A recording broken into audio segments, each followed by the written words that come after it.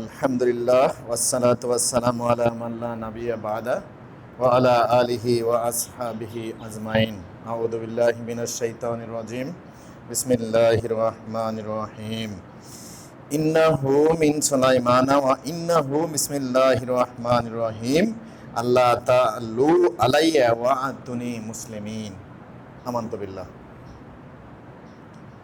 সমস্ত প্রশংসা ও তারিফ সেই মহান আল্লাহ রাব্বুল আলামিনের জন্য, যিনি আমাদেরকে শ্রেষ্ঠ জীব রূপে সৃষ্টি করেছেন এবং আশরাফুল মাখলুকাত হিসেবে সারা পৃথিবীর মধ্যে শ্রেষ্ঠত্ব দিয়ে সারা সমস্ত নবীদের উম্মতের মধ্যে শ্রেষ্ঠত্ব দিয়ে আমাদেরকে দুনিয়ায় প্রেরণ করেছেন। সেই আল্লাহ তাআলার দরবারে আমরা আমাদের অন্তরের স্থল থেকে শুকরিয়া আদায় করি, সবাই পড়ি আলহামদুলিল্লাহ। অতঃপর দরুদ ও সালাম উদ্ভাসিত হোক নবী জনাবে মুহাম্মদুর রাসূলুল্লাহ সাল্লাল্লাহু আলাইহি সাল্লামের প্রতি, যিনি আমাদের দুই জাহানের নবী, সাইয়্যিদুল মুরসালিন রাহমাতাল লিল আলামিন, খাতামান নবীন নবী মুহাম্মদুর রাসূলুল্লাহ সাল্লাল্লাহু আলাইহি সাল্লামের প্রতি সবাই পড়ি সাল্লাল্লাহু আলাইহি ওয়াসাল্লাম। আমি সূরা নামল 27 নম্বর সূরা 30-31 নম্বর আয়াত পাঠ করেছি। এই আয়াত সম্পর্কে আমাদের পরিচয় কি, আমাদের কি নামে ডাকলে সঠিক নামে ডাকা হবে, এই সম্পর্কে কয়েকটা কথাবার্তা বলে আমার কথা বলা শেষ করব।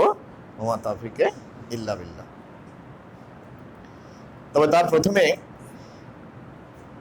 আল্লাহর পরিচয়, রাসূলের পরিচয়, তারপরে আমাদের পরিচয়। এটা শুনেই থাকি। আল্লাহর পরিচয় আমরা প্রত্যেকটা জমায় শুনি, রাসূলের পরিচয় প্রত্যেকটা জমায় শুনি। সেই ক্ষেত্রে হয়তো আমার একটা আলাদা হতে পারে। সেটা কি, আমরা সবাই ম্যাক্সিমাম মানুষই বিশ্বাস করি যে আল্লাহ কোথায় আছেন? আল্লাহ সব জায়গাতে আছেন, আল্লাহ ইজ এভরিহোয়ার। এই কথাটা ঠিক নয়, একদম টোটালি ভুল। যদি আমরা কোনো ভুল বিশ্বাসের উপরে থাকি, তাহলে আমাদের ইমানে ঘাটতি আছে। এই ইমান আমাদেরকে মুক্ত করতেও পারে জাহান্নাম থেকে, আবার নাও করতে পারে। তাহলে রাসূল সম্পর্কে আমাদের কিছু বিশ্বাস আছে, যে বিশ্বাস ভুল।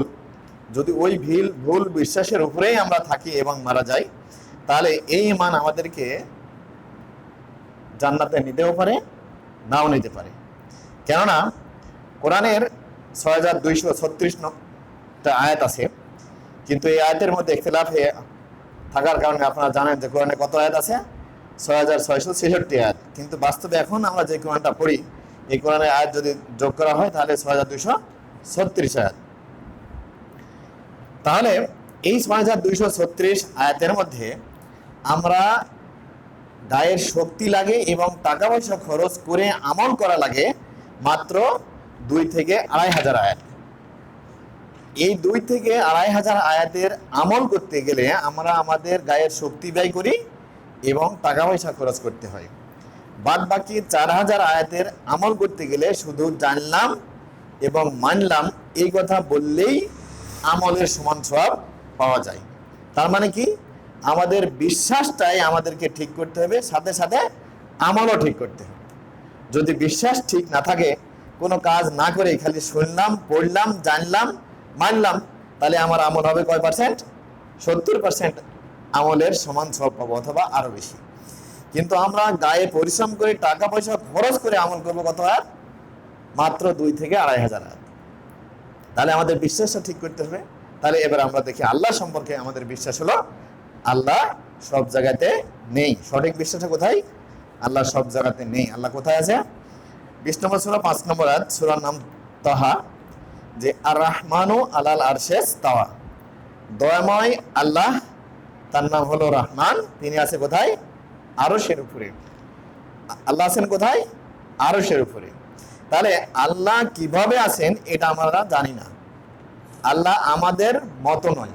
আল্লাহ বলেছেন লাইসা কামিসলিহি শাইউন, আমার মতো কিছু নয়, আমার মতো কিছু নাই। তাই তোমরা যদি পৃথিবীর কোনো কিছুর সাথে আমার থাকা তুলনা করো, তাহলে এই তোমাদের বুঝটা হবে ভুল। তাহলে সঠিক বুঝ কি হবে? তাফসীর শব্দ হলো আম্মা ইয়ালিকু বিহি, যিনি যেমন তার শান অনুপাতে তিনি তেমন ভাবে আছেন। এটা হলো আমাদের সঠিক বিশ্বাস। যদি এই বিশ্বাসের বাইরে থাকি তাহলে ভুল হবে। আল্লাহ কোথায় আছে? আল্লাহ আরশের উপরে আছে। 20 নম্বর সূরা 5 নম্বর আয়াত। এরপরে আল্লাহ অনেক জায়গাতে বলেছেন ইন্নাল্লাহা মাস সাবিরিন, এটা 8 নম্বর সূরা 46 নম্বর আয়াত। আল্লাহ বলেছে কি? ইন্নাল্লাহা মাস সাবিরিন। অন্য জায়গাতে বলেছে ইন্নাল্লাহা মাল মুমিনিন, অন্য জায়গাতে বলেছে ইন্নাল্লাহা মাল মুত্তাকিন, অন্য জায়গাতে এরকম ভাবে আরো অনেক কিছু বলেছে। আমি মুমিনদের সাথে আছি, আমি মুত্তাকিদের সাথে আছি, আমি সবরকারীদের সাথে আছি। এই জায়গাতে সকল জায়গাতে তাফসীরের ব্যাখ্যা হলো বিল আউনে ওয়ান নাসরে। কি বললাম? বিল আউনে ওয়ান নাসরে। আউন মানে সাহায্য, আর নাসরে হলে এর চাইতে বড় সহযোগিতা। যদি আপনি কাউকে 1000 টাকা দান করেন সেটা হবে কি? সহযোগিতা। আর আপনি যদি 10 কোটি টাকা দান করেন তাহলে এটা কি হবে? সেটাও সহযোগিতা। তার মানে একটা ছোট সহযোগিতা আর একটা হলো বড় সহযোগিতা। আল্লাহ আমাদের ছোট থেকে ক্ষুদ্রতর থেকে শুরু করে একদম যত বড় সহযোগিতা দরকার সেই সমস্ত সাহায্য সহযোগিতা নিয়ে আমাদের সাথে আছেন। তাহলে আল্লাহ যেখানে বলেছেন আমি বান্দার সাথে আছি, সেখানে কিভাবে আছেন? আমাদের দয়া, রহমত, সাহায্য, সহযোগিতা নিয়ে আমাদের সাথে আছেন। আর আল্লাহ যেখানে নিজের সম্পর্কে বলেছেন, তখন আল্লাহ বলেছেন আমি আরশের উপরে আছি। 7 নম্বর সূরা 14 নম্বর আয়াতে আল্লাহ তাআলা বলেছেন ইন্নাল্লাহাল্লাযী খালাকাস সামাওয়াতি ওয়াল আরযা ফি সিত্তাতি আইয়াম। আল্লাহ হলেন এই আসমান জমিনের সৃষ্টিকর্তা। তিনি আসমান জমিন কয়দিনে সৃষ্টি করেছেন? 6 দিনে করেছেন। সুম্মাস্তাওয়া আলাল আরশে, অতঃপর তিনি আরশের উপরে উঠেছেন। এখন কিভাবে উঠেছেন, কিভাবে আছেন এটা আমরা জানি না। আমাদের বিশ্বাস হলো কি আম্মা ইয়ালিকু বিহি, যিনি যেমন তিনি তার শান অনুপাতে সেইভাবে থাকা দরকার সেইভাবে তিনি আছেন, এটা আমাদের সঠিক বিশ্বাস। এর বাইরে যদি আমাদের বিশ্বাস থাকে তাহলে সেই বিশ্বাসটা ভুল। এখন তাহলে আল্লাহ আপনি মুমিনদের সাথে আছেন, মুত্তাকিদের সাথে আছেন, তারপরে সবরকারীদের সাথে আছেন, তাহলে আল্লাহ কি কাফেরদের সাথে নাই? আল্লাহ অবশ্যই কাফেরদের সাথে আছে। তাহলে কিভাবে আছে?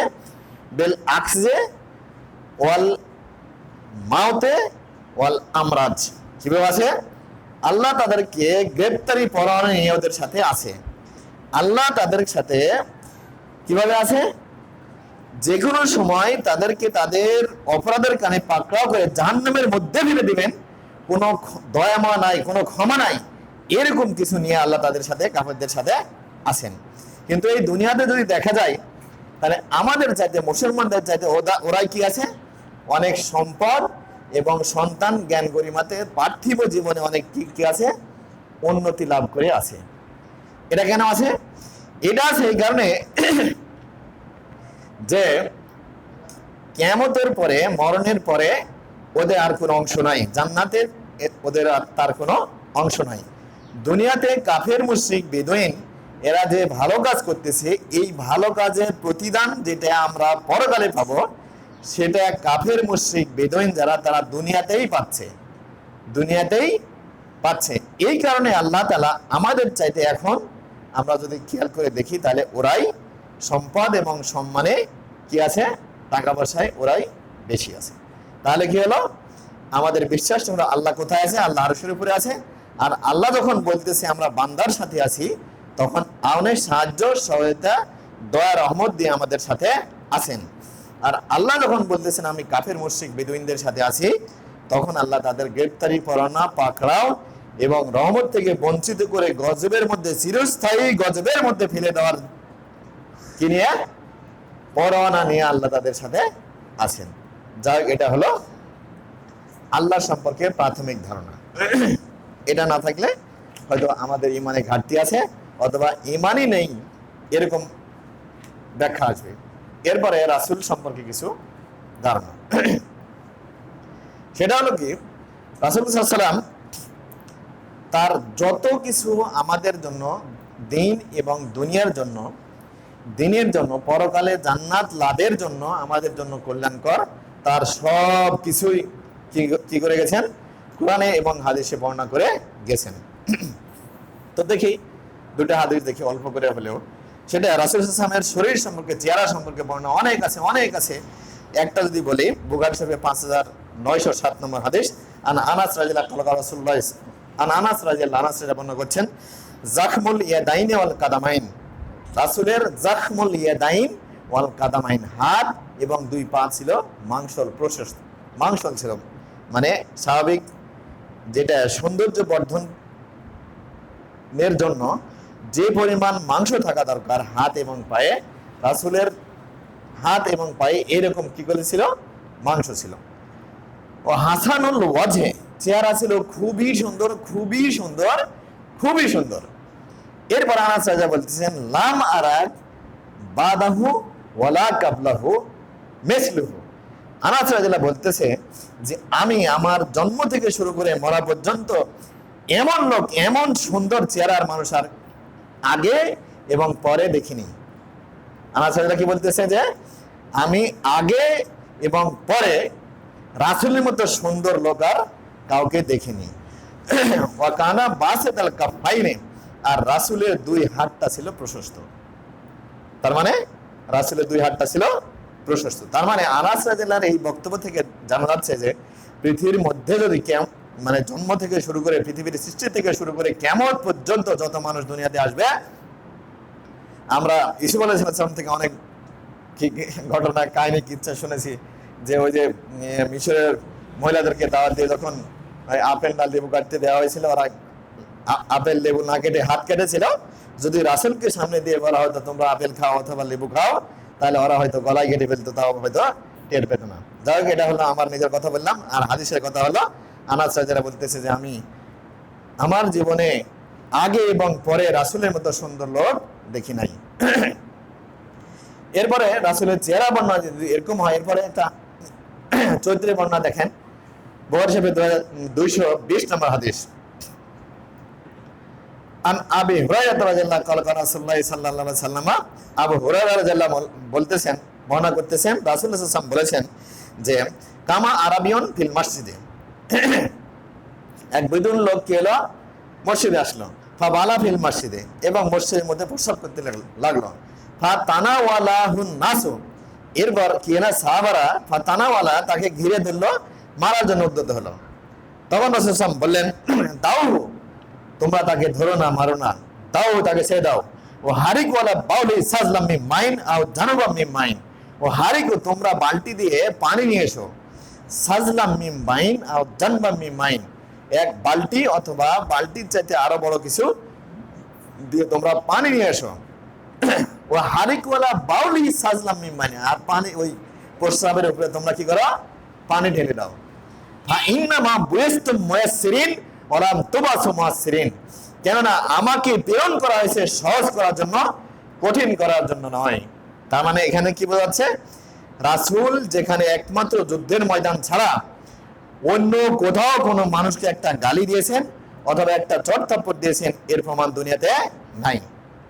তার মানে একটা বেদুইন লোক, গ্রাম্য লোক এসে মসজিদের মধ্যে পেশাব করা সত্ত্বেও রাসূল, সাহাবারা যখন তাকে ঘিরে ধরলো, মারার জন্য প্রস্তুতি নিল, তখন রাসূল সাল্লাল্লাহু আলাইহি ওয়াসাল্লাম বললো যে তোমরা তাকে ধরো না, মারো না, তোমরা বালতি দিয়ে পানি নিয়ে এসো, এর প্রস্রাবের উপরে ঢেলে দাও। এবং এরপরে লোকটাকে মসজিদের উদ্দেশ্য সম্পর্কে, পবিত্রতা সম্পর্কে, এখানে কি কাজ করা হয় সে সম্পর্কে বোঝালেন এবং বললেন, আমি হয়েছি সহজ করার জন্য, কঠিন করার জন্য নয়। তার মানে রাসূলের জীবনের শুরু থেকে কেমন শেষ পর্যন্ত রাসূল একমাত্র যুদ্ধের ময়দান ছাড়া রাসূল কোথাও কাউকে ধমক দিয়েছেন, গালি দিয়েছেন অথবা হাত ব্যবহার করেছেন এমন প্রমাণ দুনিয়াতে পাওয়া যাবে না। এরপরে আরো যদি দেখি রাসূল সম্পর্কে আকীদা, আচ্ছা, ওই লোকটা, যে লোকটা বেদুইন লোক গ্রাম থেকে এসেছিল, সেই লোকটার নাম হলো আকরাম ইবনে হাবিস তামিমি। আকরাম ইবনে হাবিস তামিমি, এই লোকটা রাসূলের ব্যবহারে কি হলো, পরে মুসলমান হয়ে গেল। এই লোকটা রাসূলের ব্যবহারে মুসলমান হয়ে গেল। ইসলাম এসেছে মক্কা থেকে, সারা পৃথিবীতে ছড়িয়ে পড়েছে। এটা কখনোই তরবারির দ্বারা ইসলামটা প্রচার হয়নি, ইসলাম কখনো তরবারির দ্বারা বিজয় লাভ হয়নি। রাসূলের চরিত্র, রাসূলের সাহাবাদের চরিত্র, কোরআন এবং হাদিসের বর্ণনা শুনে মানুষ চিরস্থায়ীভাবে ইসলাম গ্রহণ করবে এবং করতেছে। এর বাইরে আর কখনো কোনো দিনই ইসলাম তরবারি এবং যুদ্ধের মাধ্যমে বিজয় লাভ করেনি। এখন আমাদের মধ্যে এই চরিত্র নাই, এখন আমাদের মধ্যে এই জ্ঞান নাই, এখন আমাদের মধ্যে এই পরিমাণ এলেমও নাই, যার কারণে আমরা দুনিয়াতে আছি অন্য সকল জাতি থেকে পিছনে, যার কারণে আমরা অন্য সকল সভ্য সমাজ থেকে অনেকটাই দূরে। আচ্ছা, এরপরে আরো যদি দেখি সেটা হলো ইন্নামিন আরেকটা হাদিস, যে ইন্নামিন সাবাতে আইয়ামি আফজালে আইয়ামিকুম ইয়ামাল জুমাতে, যে 7 দিনের মধ্যে শ্রেষ্ঠ দিনের নাম হলো কি? জুমার দিন। ফিহা খুলিকা আদম, এই দিনে আদম আলাইহিস সালামকে সৃষ্টি করা হয়েছে। ফিহা কুবেজা, এই দিনেই তাকে দুনিয়া থেকে উঠিয়ে নেওয়া হয়েছে। ফিহে সাকাতু, এই দিনে কিয়ামত হবে। ফিহে নাফখাতু, এই দিনেই আদম আলাইহিস সালামের মধ্যে রূহের ফুঁক দেওয়া হয়েছে। ফাআকসিরু আলাইয়া সালাতাকুম ফি, সুতরাং তোমরা এই দিনে, কোন দিনে? জুমার দিনে আমার উপরে বেশি করে কি করো? সালাত পাঠ করো। ফাইনা সালাতাকুম মারুজাতুন আলাইয়া, কেননা তোমাদের দরুদ আমার কাছে পৌঁছানো হয়। তোমাদের দরুদ কি হয়? আমার কাছে পৌঁছানো হয়। সাহাবারা বলল, ইয়া রাসূলুল্লাহ কাইফা তুরাজু সালাতুনা আলাইকা ওয়াকাদ আরামতা ইয়াকুলুনা বালিতা, যে হে আল্লাহর রাসূল, কিভাবে আমরা আপনার কাছে সালাম পাঠাবো, সালাত পাঠাবো, দরুদ পাঠাবো, অথচ আপনি মারা যাবেন, মাটির সাথে মিশে যাবেন, পচে গলে যাবেন।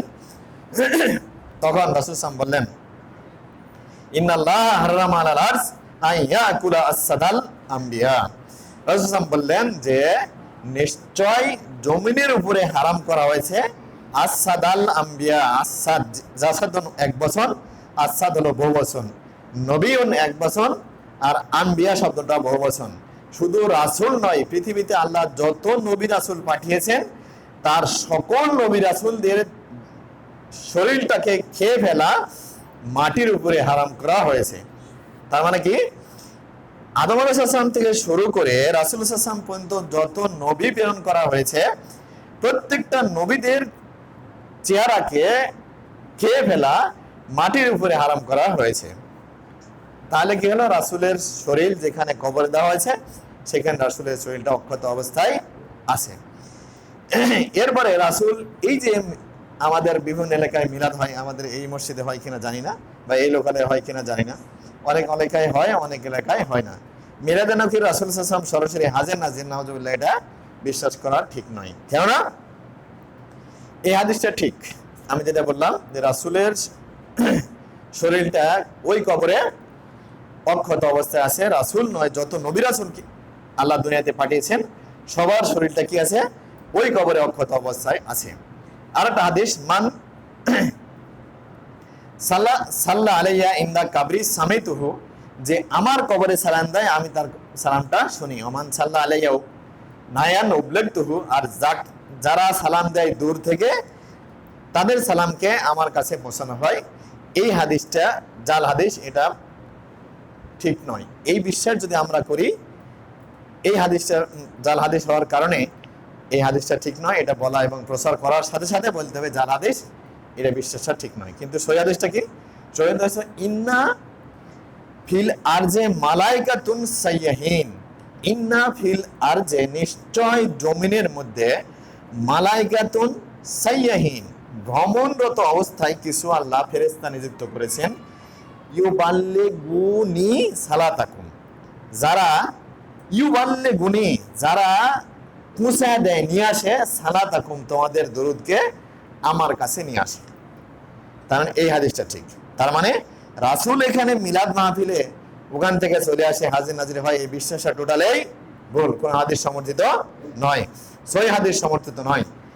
না হওয়ার কারণে এই বিশ্বাসটা আমাদের ঠিক নয় যে রাসূল সাল্লাল্লাহু আলাইহি ওয়াসাল্লাম দরুদ কালে কোনো ওয়াজ মাহফিলে অথবা মিলাদ মাহফিলে এখানে উপস্থিত হয়, এই বিশ্বাসটা ভুল, হাদিসটা জাল হাদিস, এর উপর আমল করা ঠিক নয়। আচ্ছা, এই গেল খুব সংক্ষিপ্তভাবে আল্লাহর পরিচয়, রাসূলের পরিচয়। আরও আছে, সেটা কি? সেটা হলো অনেক এলাকায় দেখি যে রাসূল সাল্লাল্লাহু আলাইহি ওয়াসাল্লাম লিখতে পড়তে জানতেন, গায়েব জানতেন না, জানতেন না। তো আমরা বিশ্বাস করি রাসূল সাল্লাল্লাহু আলাইহি ওয়াসাল্লাম লিখতে এবং পড়তে জানতেন না। আমরা বিশ্বাস করি লিখতে এবং পড়তে জানতেন না। এটা সূরা আনকাবুতের, এটা আছে হলো সূরা আনকাবুতের 48 নম্বর আয়াত, 39 নম্বর সূরা 48 নম্বর আয়াত। মা কুনতা তাতলু মিন কাবলিহি মিন কিতাবিন, এখানে মা কুনতা তাতলু, আল্লাহ তাআলা বলছেন মা কুনতা তাতলু, আপনি কোনো তেলাওয়াত করেননি, মিন কাবলিহি, এর পূর্বে। এই কাবলা শব্দের আগে, কাবলা মানে আগে, এর শব্দের আগে আবার মিন নিয়ে এসে বলা হয়েছে যে কোনো দিনই কোনো সময় এতটুকু সময়ের জন্য নয়। মিন কাবলিহি মিন কেতাবিন, এই দেখেন কেতাব শব্দটা এক বচন, যদি বহুবচন করা হতো তাহলে পৃথিবীতে যত কেতাব আছে তার মধ্যে একটা দুটো সমানা থাকতো। এখানে কেতাব শব্দটা এক বছর নিয়ে আসার পরে আবার এখানে মিন দ্বারা একে আবার মোবালেগা করা হয়েছে, হওয়ার কারণে গেছে কেতাব তো দূরের কথা, কেতাবের একটা লাইনও একটা পৃষ্ঠাও তিনি পড়েননি।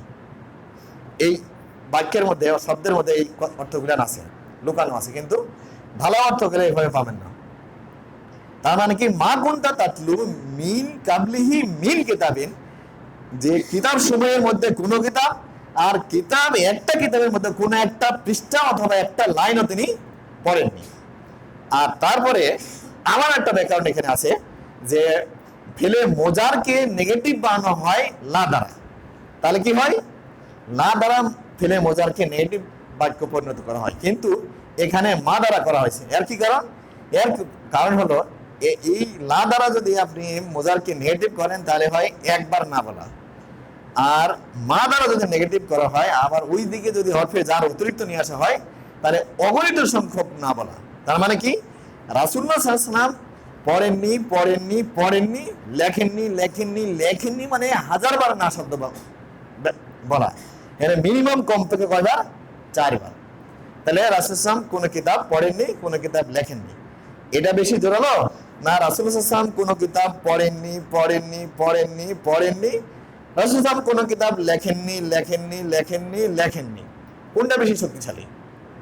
তার মানে কোনো মানুষ যদি কখনো ধারণা করে যে রাসূল সাহেব কোনো কিতাব পড়েছেন অথবা রাসূল সাহেব কোনো কিতাব লিখেছেন, এই ধারণাটাকে নাকচ করার জন্য, মানুষ কখনো ভুল ধারণা করতেছে, এই ভুল ধারণাকে নাকচ করে দেওয়ার জন্য যদি কখনো নেগেটিভ বাক্য রূপান্তরিত করা লাগে তাহলে সেই জায়গাতে মা শব্দ ব্যবহার করা হয়, অন্যথায় ফেলে মোজারকে লা দ্বারা নেগেটিভ করা হয়। তার মানে এখানে আল্লাহ তাআলা বলেছেন যে কোনো মানুষ সারা জীবনে এই কোন অবতীর্ণ হওয়া থেকে শুরু করে কিয়ামত পর্যন্ত মানুষরা কখনো ভুল ধারণা করতে পারে, এই ভুল ধারণাকে নাকচ করতে গিয়ে আল্লাহ প্রথমেই মা শব্দ দ্বারা, ব্যতিক্রম শব্দ দ্বারা নেগেটিভ বাক্য রূপান্তরিত করেছেন, নাবোধক বাক্য রূপান্তরিত করেছেন, যে মা কুনতা তাতলু, তোমরা ধারণা করো না, এই ধারণাটা তোমাদের ভুল হবে যে রাসূল সাল্লাল্লাহু আলাইহি ওয়াসাল্লাম কখনো কিতাব পড়েছেন, রাসূল সাল্লাল্লাহু আলাইহি ওয়াসাল্লাম কখনো কিতাব লিখেছেন, এই ধারণা তোমাদের কি হবে?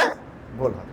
তাহলে রাসূল সাল্লাল্লাহু আলাইহি ওয়াসাল্লাম কিতাব লিখেছেন এবং পড়েছেন, যারা এই বিশ্বাসের উপরে আছে তাদের হয়তো এই ব্যাকরণ সম্পর্কে, ভাষা জ্ঞান সম্পর্কে এই জ্ঞানটা তাদের নাই। মিন কাবলিহি মিন কিতাবিন ওয়ালা তাখুদ্দু বিয়ামিনিহি, আর আপনি ডান হাত দ্বারা কোনো কিতাব লেখেনি। ইজাল লারতাবাল মুবতিলুন, যদিও বাতিলপন্থীরা কখনো এই সন্দেহের আওতায় থাকবে। ইজাল লারতাবাল মুবতিলুন, কি করবে? বাতিলপন্থী যারা দল এরাও হয়তো কিয়ামত পর্যন্ত থাকবে, কিন্তু এদের মধ্যে কি করবে? এই বিশ্বাস থাকবে যে রাসূল সাল্লাল্লাহু আলাইহি ওয়াসাল্লাম কখনো কিতাব লিখেছেন অথবা কখনো কিতাব পড়েছেন।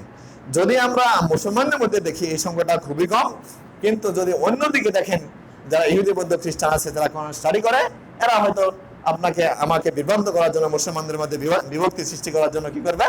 এই তথ্যগুলো বই লিখে ছড়াবে অথবা ইন্টারনেটে লিখে ছড়াবে অথবা কোনো মাধ্যমে আমার আপনাকে সত্য দিন থেকে বিভ্রান্ত করার জন্য কি করবে? আপনার মধ্যে কি করবে? এই তথ্যগুলো নিয়ে আসবে।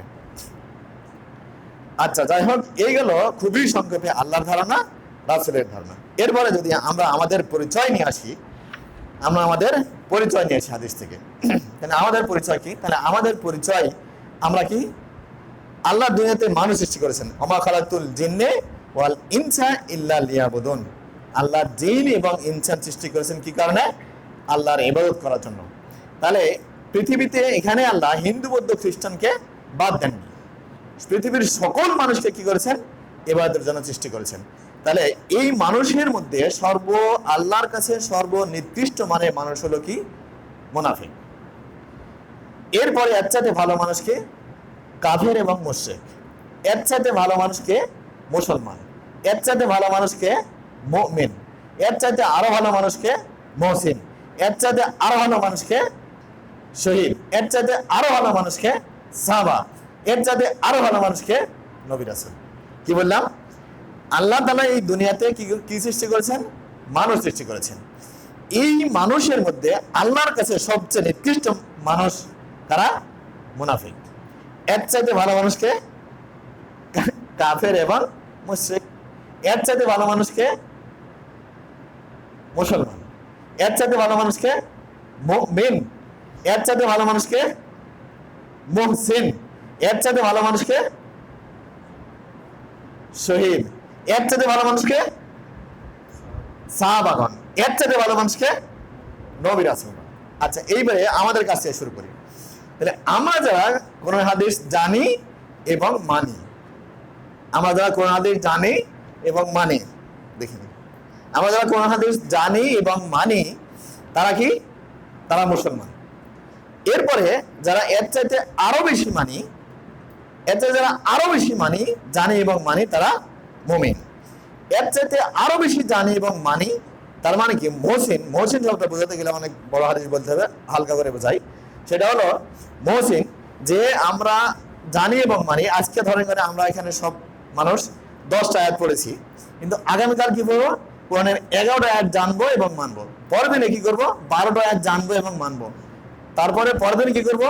13টা আয়াত জানবো এবং মানবো। এরপরে এইভাবে প্রতিদিনই যে আগের দিনের চাইতে কিছুটা ভালো ঈমান এবং ইসলামের কাজ করে, সে লোকটা কি? মুহসিন। কি বললাম? যে আপনি একটা ছাত্র, আপনার একটা ছেলেকে ভর্তি করেছেন, মনে করেন 9-10-এ। আপনি চাবেন যে আপনার ছেলেটা প্রতি বছরে 1 ক্লাস উপরে যাক, তাই কিনা? যদি আপনি সারা জীবনে চান যে আপনার ছেলেটা সারা জীবন 9-10-এই পড়ুক, ইন্টারমিডিয়েট না যাক, অনার্স মাস্টার্স না যাক, সারা বাংলাদেশে পড়াশোনা শেষ না করুক, আপনি যদি চান যে আমার ঈমান ইসলাম একই জায়গাতে থাকবে, এর চাইতে ভালো কোনো জায়গাতে যাবে না, তাহলে এই ইসলাম আপনার আল্লাহর কাছে গ্রহণযোগ্য নয়। আপনি মুমিন আছেন, মুসলমান আছেন, আপনি মুহসিনের পর্যায়ে যাননি। তার মানে কি? প্রতিদিনই আমরা যারা এখানে মুমিন মুসলিম আছি, প্রতিদিনই যারা আগের দিনের চাইতে কিছুটা ঈমান ইসলাম পালন, জানা এবং মানা বেশি করতে চাই বা চেষ্টা করি, তারা কোথায় আছি? মুহসিন। তারা কোথায়? মুহসিন। এরপরে দেখেন, এরপরে ভালো লোককে, এরপরে এর চাইতে আরো ভালো লোক হলো শহীদগণ। মুহসিনের আরেকটা বর্ণনা হলো আনতাহুদাল্লাহ কান্নাকা তারাহু ফাইন নাম তাকুন তারাহু কান্নাহু ইয়ারাকা। মুহসিনের আরেকটা হলো যে, এটা আমরা হয়তো পড়তে পারি যে আমরা যখন ইবাদত বন্দেগী করতেছি, সেই ইবাদত বন্দেগী করার কালে ধারণা করব যে আমি আল্লাহকে দেখছি। আর যদি এটা বিশ্বাস করতে না পারি, তাহলে আল্লাহ আমাকে দেখছে, এই বিশ্বাস নিয়ে যদি আপনি ঈমান ইসলাম পালন করতে পারেন, তাহলেও আপনি মুহসিনের দরজা পাবেন। তাহলে একটা বললাম কি, যে প্রতিদিনই আপনি ঈমান ইসলামে গতকালের চাইতে একটু ভালো কাজ করবেন। গতকাল 10টা করেছেন, আজকে 11টা করবেন। আজকে 11টা করেছেন, আগামীকাল 12টা করবেন। প্রতিদিনই আগের দিনের চাইতে কিছু একটা বেশি ঈমান ইসলাম পালন করবেন, তাকে মুহসিন। আর আরেকটা, আপনি যে ঈমান ইসলাম পালন করতেছেন, ওই ঈমান ইসলামটাই যদি আল্লাহ আপনাকে দেখছে অথবা আপনি আল্লাহকে দেখছেন, এই বিশ্লেষণ করতে পারেন, তাহলে আপনি মুহসিন। আচ্ছা, এরপরে শহীদ। এবার শহীদ হলো যারা আল্লাহর কালিমাকে বুলন্দ করার জন্য, মান কাতালা লিতাকুনা কালিমাতুল্লাহি হিয়াল উলিয়া ফাহুয়া ফি সাবিলিল্লাহ, যে যারা একমাত্র আল্লাহর কালিমাকে বুলন্দ করার জন্য কাফের মুশরিকদের সাথে জিহাদ করে মারা গেছে, তারা শহীদ। আর এছাড়া আরো, এটা হলো প্রত্যক্ষ শহীদ। এছাড়া আরো কয়েকটা শহীদ আছে, আরো 7 প্রকারের শহীদ। আল মাতউন শহীদ, যারা মহামারী রোগে মারা গেছে, করোনা অথবা আগে কলেরা, টাইফয়েড, ডায়রিয়া ছিল।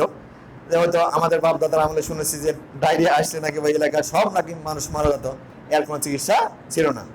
তাহলে ওই রকম মহামারী রোগ যদি কখনো আসে, আর ওই রোগে যারা মারা যাবে তারা শহীদ।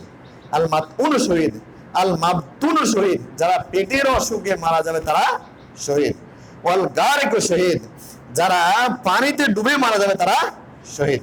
ওয়াল হারিক শহীদ, যারা আগুনে পুড়ে মারা যাবে তারা শহীদ। ওয়াস সাহিবু জাতু জানবে, আর সাহিবু জাতু জান একটা রোগের নাম। সাহিবু জাতু জান একটা কি রোগের নাম? টিউমার জাতীয় রোগ, যেটা বগলে হয় অথবা পেটের ভিতরে, শরীরের ভিতরে হয়। এখান থেকে রক্তক্ষরণ হয়, প্রচন্ড বেগে রক্তক্ষরণ হয়, যেটা হয় হলো মুখে দিয়ে অথবা নাকে দিয়ে অথবা কান দিয়ে রক্ত বের হয় অথবা বগলে হয়, এখান থেকে রক্তক্ষরণ আর ডাক্তার কখনো বন্ধ করতে পারে না। আমার যতটুকু মানে পড়াশোনা, যে রক্তক্ষরণ রোগ যেটা কখনোই নির্মূল করা যায় না, এই রোগে যারা মারা যায় তারা হলো শহীদ। ওয়াল মারাতু তামাতু বিজুমিন, আর সেই লোক মহিলাটা, যে লোকটা বাচ্চা প্রসবে মারা যায়, সেই মহিলাটা শহীদ। তার মানে রাসূলের জামানায় যারা কাফের মুশরিকদের সাথে আল্লাহর কালেমাকে বুলন্দ করার জন্য জিহাদ করে মারা গেছে তারা শহীদ, কিন্তু যারা গনিমতের মাল অর্জন করার জন্য অথবা নিজকে বীর হিসেবে প্রমাণ করার জন্য যুদ্ধ করেছে রাসূলের সাহাবাদের মধ্যেও তারা শহীদ নয়। আর আমাদের এই কিয়ামত পর্যন্ত যত মানুষ আসবে, এই যে 60টা লোকের নাম করলাম, যে মাতউন শহীদ, যারা মহামারীতে মারা যাবে তারা শহীদ, মাতউন যারা পেটে পেটে মারা যাবে তারা শহীদ, ওয়াল গারিকু শহীদ যারা পানিতে ডুবে মারা যাবে তারা শহীদ, ওয়াল হারিকু শহীদ যারা আগুনে পুড়ে মারা যাবে তারা শহীদ, ওয়াল ওয়াসাইবুল হাদমে, আর যারা কোনো চাপা পড়ে মারা যাবে, বাস চাপা, ট্রাক চাপা, রেলগাড়ি চাপা, তারপরে মনে করেন পাহাড় চাপা, তারপরে মনে করেন গাছ চাপা, এরকম চাপা পড়ে যারা মারা যাবে তারা শহীদ। আর সাইবু জাতু জামে, যে টিমার জাতীয় রোগ, রক্তক্ষরণ, চোখ মুখ দিয়ে রক্ত বের হয়, কান দিয়ে রক্ত বের হয়, অথবা কোনো শরীরে কোনো ক্ষত দিয়ে রক্ত বের হয়, যেটা নির্মূল করা বা ডাক্তারি কোনো চিকিৎসা যেখানে কাজ করতেছে না, এরকম রোগে রক্তক্ষরণ রোগে মারা গেলে সে শহীদ। আর যেই মহিলাটা সন্তান প্রসবে মারা যাচ্ছে সেই মহিলাটা শহীদ। তাহলে এই 7 প্রকারের মানুষ কিয়ামত পর্যন্ত শহীদের মর্যাদা পাবে। তার মানে বললাম যে মানুষের যে আল্লাহ স্তর নির্ধারণ করেছেন, এই স্তরের মধ্যে শহীদ হলো একটা স্তর। এর চেয়ে শহীদের চাইতে আরো ভালো মানুষের নাম কি? সাহাবা। এরপরে উমর রাদিয়াল্লাহু কি ছিলেন? সাহাবী ছিলেন। তাহলে যদি উমর রাদিয়াল্লাহুকে সাহাবী নামে ডাকেন, তাহলে উমর রাদিয়াল্লাহু মান কি করা হচ্ছে? ক্ষুণ্ণ করা হচ্ছে। তাহলে কি নামে ডাকতে হবে? তাহলে তিনি মুহাজির সাহাবী ছিলেন, আর কি ছিলেন? আমিরুল মুমিনিন ছিলেন, তাই না? তাহলে মুহাজির সাহাবী ছিলেন, আমিরুল মুমিনিন ছিলেন। আবু বকর রাদিয়াল্লাহু কি ছিলেন? আবু বকর রাদিয়াল্লাহু সাহাবী ছিলেন, তাই কি না? আবু বকর রাদিয়াল্লাহু মুহাজির সাহাবী ছিলেন। কিন্তু তুফাইল, সর্বশেষ সাহাবীর নাম হলো তুফাইল ইবনে আমির আস-সুয়াইদ, তুফাইল বিন আমির সর্বশেষ সাহাবী। ইনি কি সর্বশেষ সাহাবী, 110 হিজরিতে মারা গেছে। যে ইনি কি ছিলেন? সাহাবী ছিলেন, মুহাজির ছিলেন না, আনসারী ছিলেন। তাহলে একে কি নামে ডাকতে হবে? ইনাকে সাহাবী ছিলেন। কিন্তু উমর রাদিয়াল্লাহু ডাকলে আমিরুল মুমিনিন অথবা মুহাজির সাহাবী বলতে হবে। আবু বকর রাদিয়াল্লাহু ডাকলে কি বলতে হবে? আবু বকর রাদিয়াল্লাহু ডাকলে বলতে হবে তিনি মুহাজির সাহাবী ছিলেন অথবা খলিফাতুল মুসলিমিন ছিলেন। এরপর যদি রাসূলকে দেখেন, তাহলে রাসূল সাল্লাল্লাহু আলাইহি ওয়াসাল্লাম কি ছিলেন? রাসূল ছিলেন, মুমিন ছিলেন, মুসলমান ছিলেন, ছিলেন কিনা? মুসলমান ছিলেন, মুমিন ছিলেন, তারপর কি ছিলেন? সাহাবী। কি সাহাবীর যত গুণ আছে রাসূলের মধ্যে কি আছে? আছে। এরপরে মুহাজির সাহাবী, রাসূল সাল্লাল্লাহু আলাইহি ওয়াসাল্লাম মক্কা থেকে মদিনায় কি করেছেন? হিজরত করেছেন। এরপরে রাসূল সাল্লাল্লাহু আলাইহি ওয়াসাল্লাম কি ছিলেন? বিশ্বনবী জনাবে মুহাম্মদুর রাসূলুল্লাহ সাল্লাল্লাহু আলাইহি ওয়াসাল্লাম ছিলেন। এখন রাসূলকে যদি আপনারা মুমিন নামে ডাকেন, ভুল হবে না, কিন্তু কি হবে? মর্যাদা খাটো করা হবে। যদি মুসলিম নামে ডাকেন, কি হবে? ভুল হবে না, কিন্তু মর্যাদা কম দেওয়া হবে। যদি মুহাজির নামে ডাকেন, তাহলে কি হবে? ভুল হবে না, কিন্তু মর্যাদা কম দেওয়া হবে। এরপরে যদি মুহাম্মদুর রাসূলুল্লাহ সাল্লাল্লাহু আলাইহি ওয়াসাল্লাম বলে ডাকেন, তাহলে কি হবে? তার পুরোপুরি মর্যাদা দেওয়া হবে। এখন আমি যদি আমাকে আপনাকে বিচার করি, আমার মধ্যে কি নাই? সাহাবী গুণ নাই, আমার মধ্যে কি নাই? শহীদ গুণ নাই, আমার মধ্যে মুহাজির এবং আনসারী গুণ নাই, আছে? কিন্তু মনে করেন আপনি হলো ইঞ্জিনিয়ার, একজন ডাক্তার, আর একজন হলো চোর। তাহলে ইঞ্জিনিয়ারকে যদি ইঞ্জিনিয়ার মুসলমান হিসেবে ডাকেন, তাহলে তাকে কি হবে? মর্যাদা দেওয়া হবে। ইসলাম এটাই চাই যে আপনি কারো মর্যাদা কখনো খাটো করবেন না। আল্লাহ তাআলা বলেছেন যে বিসা লিসমুল ফুসকু বাদাল ঈমান মান লাম ইয়াতুব ফাউলাইকা হুমুজ জালিমুন। বিসা লিসমুল ফুসকু বাদাল ঈমান, যে লোকটা ঈমান নিয়ে আসছে, সেই ঈমান নিয়ে আসার পরে মন্দ নামে টাকা অন্যায় অপরাধ পাপ। কি বললাম? যে লোকটা ঈমান নিয়ে আসছে, মুসলমান হয়েছে, সেই ঈমান নিয়ে আসার পরে মন্দ নামে টাকা অন্যায় অপরাধ পাপ। এরপরে দেখেন, তাহলে কি? তাহলে আমার আপনার পরিচয়টা কি হবে? আমরা কি মুসলমান। এরপরে আমরা শুধু মুসলমান না আমলকারী মুসলমান? যদি বিশ্বাসী থাকে, রাসূল সাল্লাল্লাহু আলাইহি ওয়াসাল্লামের সময় কিছু লোক যে বিশ্বাস করতো এরা মুসলমান, কিন্তু এরপরে রাসূল সাল্লাল্লাহু বলে তোমার মধ্যে আমলটা ঢোকেনি, তাহলে তুমি কি হলো? তুমি এখন মুসলমান আছো, মুমিন নও। তার মানে বিশ্বাস এবং বাস্তবায়ন দূরে থাকলে মুমিনের দরজা পাই। তাহলে আমরা কি মুসলমান এবং মুমিন দুটো আছে। এরপরে 3 নম্বরটা, আমরা মুহসিন গুণ অর্জন করতে পারি, তাহলে কি করতে হবে? তাহলে আমরা বিশ্বাস করতে হবে যে আল্লাহ আমাকে দেখছেন, আমার নামাজটা, আমার যে কাজটা করতেছি এই কাজটা খুবই ভালো করে আন্তরিকতার সাথে আদায় করতে হবে। তাহলে আমরা এই 3 নম্বর মর্যাদার স্তরে যেতে পারবো। আমরা 3 নম্বর মর্যাদার স্তরে যেতে পারবো। এছাড়া আরো একটা পরিচয় হাদিস থেকে পাওয়া যায়, সেটা কি? এটা আরো একটা পরিচয় হাদিস থেকে পাওয়া যায়, সেটা হলো আহলুল হাদিস। এটা হলো কমন নাম, রাসূল সাল্লাল্লাহু আলাইহি ওয়াসাল্লামের যুগ থেকে চলে আসা। এটা দুটো হাদিস আমি করেছি। এটা আরেকটা হলো কি? আহলুল হাদিস। সেটা হলো তিরমিজি শরীফের 2229 নম্বর হাদিস। আরেকটা হাদিস আছে, সেটা হলো আমাদের নাম কি? আমাদের নাম হলো মা আনা আলাইহি ওয়া আসহাবি। আচ্ছা, হাদিসগুলো পড়ে দিই, সময় তো আছে।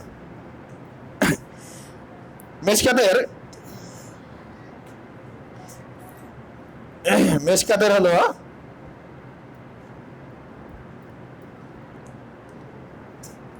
আচ্ছা, লা তাতিনা আলা উম্মতি কামা আলা বানি ইসরাঈল হাজওয়ান নালা বিন নালে, যে লা তাতিনা আলা উম্মতি, আমার উম্মতের উপরে ততক্ষণ পর্যন্ত কিয়ামত হবে না, হাজওয়ান নালা বিন নালে, যেভাবে কামা আতালা বানি ইসরাঈল, বনি ইসরাঈলরা যেরকম না হয়েছে সেরকম না হলে আমার উম্মতের মধ্যে কিয়ামত হবে।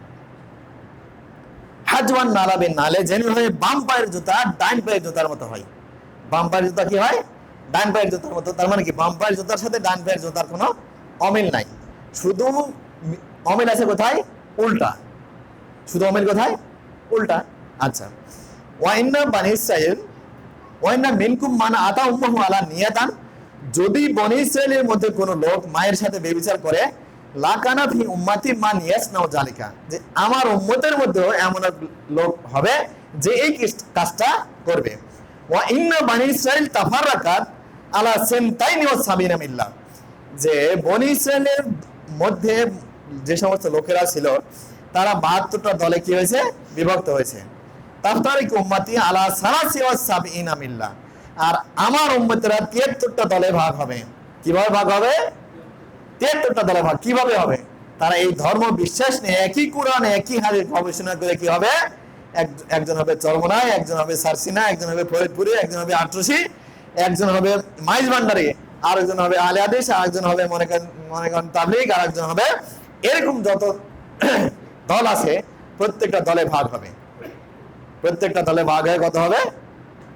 73টা দলে ভাগ হবে। এরপর রাসূল সাল্লাল্লাহু আলাইহি ওয়াসাল্লাম বলছেন কুল্লুহুম ফিন্নার, প্রত্যেকেই জাহান্নামে যাবে, ইল্লা মিল্লাতান ওয়াহিদাতান, তবে একটা দল জাহান্নামে যাবে না। সাহাবারা প্রশ্ন করলো, ইয়া রাসূলুল্লাহ, মান হিয়া ইয়া রাসূলুল্লাহ, হে আল্লাহর রাসূল, এই যারা জাহান্নামে যাবে না, যারা জান্নাতে যাবে তারা কারা? তখন রাসূল সাল্লাল্লাহু আলাইহি ওয়াসাল্লাম তাদের পরিচয় দিলেন, মা আনা আলাইহি ওয়া আসহাবি, যে আমি এবং আমার সাহাবারা যেই মতের উপরে আছি, যেই আদর্শের উপরে আছি, যেই নীতি নিয়মের উপরে আছি, সেই নীতি নিয়মের উপরে যারা থাকবে তারা হবে জান্নাতি।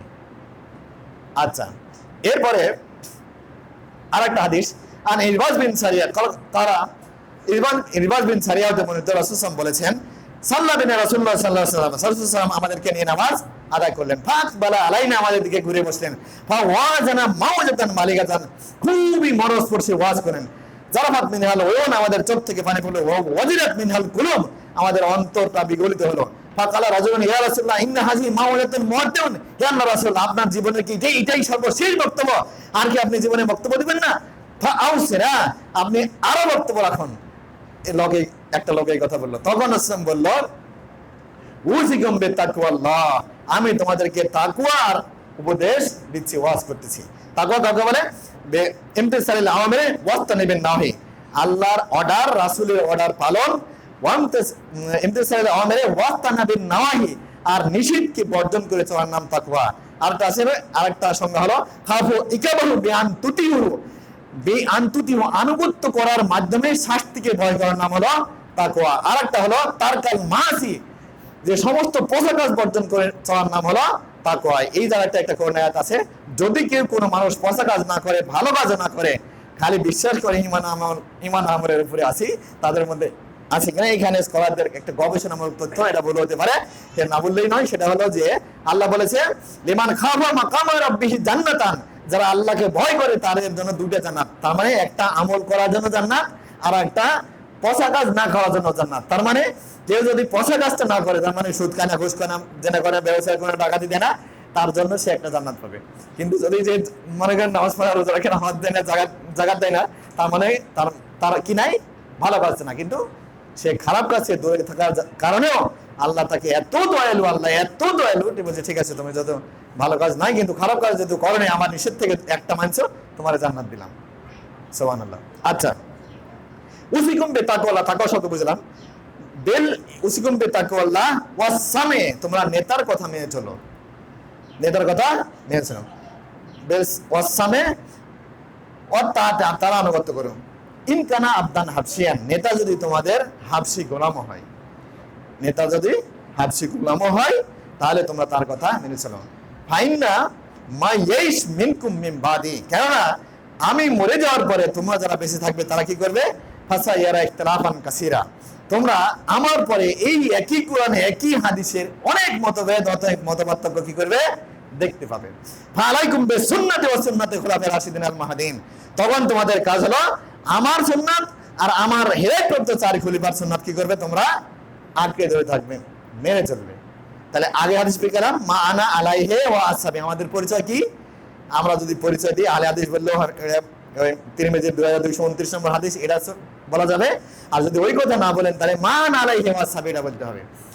আর যদি এই হাদিস থেকে বলেন তাহলে বলে ফালাইকুম বিসুন্নতি ওয়া সুন্নাতি খুলাফায়ে রাশিদিন আল মাহদিন, আমরা রাসূলের সুন্নাত মানি আর আমরা রাসূলের খুলাফায়ে রাশিদার সুন্নাত মেনে চলি, এটা আমাদের আরেকটা পরিচয়। তাহলে আগের হাদিসে কি, আগের আদেশ হলো মান আলাইহি ওয়া সাহবি, এখানে সুন্নাতে সুন্নাতি আর সুন্নাতে খুলাফায়ে রাশিদিন। এরপরে রাসূল আরো বলছে যে ফা তামাসসাকু বিহা, তোমরা খুবই খুবই কঠোরভাবে আঁকড়ে ধরে থাকো আমার সুন্নাত আর আমার হেদায়েতপ্রাপ্ত চার খলিফার সুন্নাত। ওয়া ইয়াকুমুল মুহদাসাতুল উমুর, তবে সাবধান তোমরা বিদআত তৈরি করো না, ফাইন্না বিদআতুন দালালা, ফাইন্না ইয়াকুল মুহদাসাতুন ফাইন্না কুল্লা মুহদাসাতিন বিদআ ওয়া কুল্লা বিদআতিন দালাল, প্রত্যেকটা তোমাদের দ্বারা নতুন সৃষ্টি আমলি বিদআত আর প্রত্যেকটা বিদআতই ধ্বংসকর। আচ্ছা, তাহলে আগে গেল দুটা পরিচয়, এই নাম্বার আসলে তিনটা পরিচয়। সেটা কি, তিরমিজি শরীফের 2229 নম্বর হাদিস। এটা আনসাবান ক্বালা রাসূলুল্লাহ সাল্লাল্লাহু আলাইহি ওয়াসাল্লাম ইন্নামা খাফু আলা উম্মতি আইম্মাতাল মুদাল্লিন, যে আমি রাসূল সাল্লাল্লাহু আলাইহি ওয়াসাল্লাম বলেছেন আমি ভয় করছি আমার উম্মতের উপরে পথভ্রষ্ট নেতাদের। কি ভয় করছি, আমি ধর্মের ব্যাপারে ভয় করছি যে এরা আমার উম্মতকে পথভ্রষ্ট করবে। তাহলে আইম্মাতান হলো শব্দ বহুবচন, এর এক বছর হলো ইমাম, যে ধর্মীয় যে প্রধান তাকে বলা হয় কি, ইমাম, আর রাষ্ট্রের যে প্রধান তাকে বলা হয় কি, আর এই ভাষায় ইমাম, আমিরও বলে। আচ্ছা, তাহলে রাসূল ভয় করতেছে যে এই ইমামেরা আর রাষ্ট্রপ্রধানেরা কি করবে, আমার উম্মতকে কি করবে, পথভ্রষ্ট করবে।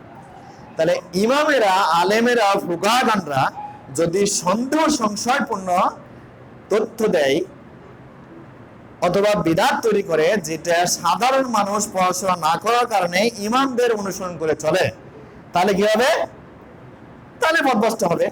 সে ইমামও পথভ্রষ্ট হবে, তার কামে যত মানুষ আছে সবারে নিয়ে সে পথভ্রষ্ট হবে। রাসূল এই ভয়টা করেছেন। আমার মনে হচ্ছে যে হয়তো আমরা সেই জামানায় আছি যে আলেমেরা যারা বক্তব্য রাখে তারা পড়াশোনা করে বক্তব্য রাখে না, অথবা যে আমল যারা করে সেই আমল সঠিক না বেঠিক এটা যাচাই করে না। মুসলিম শরীফের 791 নম্বর হাদিস, যে এক লোক প্রশ্ন করলো, হে আল্লাহ, যে নামাজে তোমরা সূরা ফাতিহা পড়ো না, ইমাম মুসলিম কাছে এটা সহি নয়, হাদিসটা কি সহি নয়? ইমাম মুসলিম বলে হ্যাঁ এটা সহি। এরপরে লোক আবার প্রশ্ন করলো যে তাহলে নামাজে তোমরা সূরা ফাতিহা পড়ো না, এই হাদিসটা আপনার মুসলিম শরীফে নাই কেন? তখন ইমাম মুসলিম বলল যে সমস্ত সহি হাদিস সংকলন করা আমি প্রয়োজন মনে করিনি, সহি হাদিস সহি হওয়ার সাথে সাথে সহি বলে ঐক্যমত্য প্রতিষ্ঠিত হয়েছে, আমি শুধু আমার কিতাবে সেই সমস্ত হাদিস সংকলন করেছি। তার মানে কি এই কথা যদি বড় কথা পৃথিবীতে আর নাই। তার মানে যারা ইমামের পিছনে সূরা ফাতিহা পড়তেছে তারা সহির উপরে আছে, ঐক্যের উপরে আছে। যারা সূরা ফাতিহা পড়তেছে না তারা সহির উপরে নাই, ঐক্যের উপরে নাই, হয়তো সন্দেহ সংশয় উপরে আছে। কত নম্বর বললাম? মুসলিম শরীফের 791 নম্বর হাদিস। কত বললাম? মুসলিম শরীফের 791 নম্বর হাদিস বলছে যে আমি সমস্ত সহিহ হাদিস সংকলন করার প্রয়োজন মনে করিনি, হাদিস সহিহ হওয়ার সাথে সাথে সহিহ বলে ঐক্যমত্য প্রতিষ্ঠিত হয়েছে, আমি শুধু আমার কিতাবে সেই সমস্ত হাদিস সংকলন করেছি।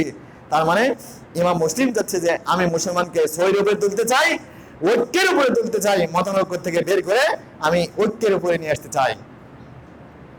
যদি আমার দেশের আলেমেরা এইভাবে বক্তব্য রাখতো তাহলে আমার আপনার সাথে ওই প্রতিবেশীর সাথে গন্ডগোল, এই ইমান ইসলাম নিয়ে গন্ডগোল থাকতো না। আচ্ছা, সময় শেষ, বাদ দিয়ে দেব। আচ্ছা, যাই হোক, এই একটা হাদিস। তো এই হাদিসের সর্বশেষ কথা হলো লা তাজরু তাইফাতুম মিন উম্মতি জাহিরিন আলাল হক, যে কেমন পর্যন্ত একটা দল সত্যের উপরে বিজয়ী থাকবে। লা ইয়াজুরুহুম মান খাযালাহুম মা ইয়াখযুলুহুম, এই দলের কেউ ক্ষতি করতে পারবে না যারা তাদের শত্রুতা করবে। এই দলের ক্ষতি করতে পারবে না যারা তাদের শত্রুতা করবে। হাত্তা তাকুমুস সাআত, এই দল প্রতিষ্ঠিত থাকবে কতদিন পর্যন্ত? কিয়ামত আসা পর্যন্ত। তো এখানে ইমাম বুখারী এই হাদিসের ব্যাখ্যায় বলেছে যে এরা, এই দলের নাম কি?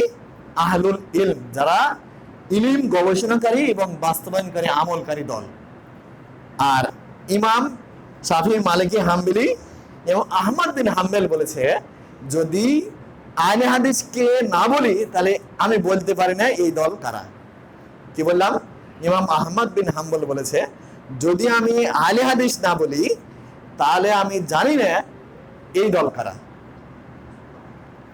সুবহানাল্লাহ। তারপর এর আরেকটা হাদিস বলে শেষ করি যে কোরআন এবং হাদিসের দাবি হলো কি? কোরআন এবং হাদিসের দাবি হলো বুঝে পড়া, গবেষণা করে পড়া এবং বুঝে গবেষণা করে মানুষকে আমলের দাওয়াত দেওয়া। একটা হাদিস বোঝেন, সর্বশেষ কথা সেটা হলো, আমরা সবাই জানি হাদিসটা, সেটা হলো মেশকাতের 2109 নম্বর হাদিস। আর উসমান রাদিয়াল্লাহু আনহু রাসূলুল্লাহ সাল্লাল্লাহু আলাইহি ওয়াসাল্লাম খায়রুকুম মান তাআল্লামাল কুরআনা ওয়া আল্লামা, এটা সবাই জানে যে তোমাদের মধ্যে সেই লোকটাই সবচেয়ে ভালো যে লোকটা কোরআন শিখে ও অন্যকে শেখায়। হাদিস বর্ণনাকারী উসমান রাদিয়াল্লাহু, বুখারী মুসলিম দুই জায়গাতে আছে। তাহলে যে কোরআন শিখে এবং অন্যকে শেখায় সেই লোকটা সর্বোত্তম। এই কথা কি ঠিক না ভুল?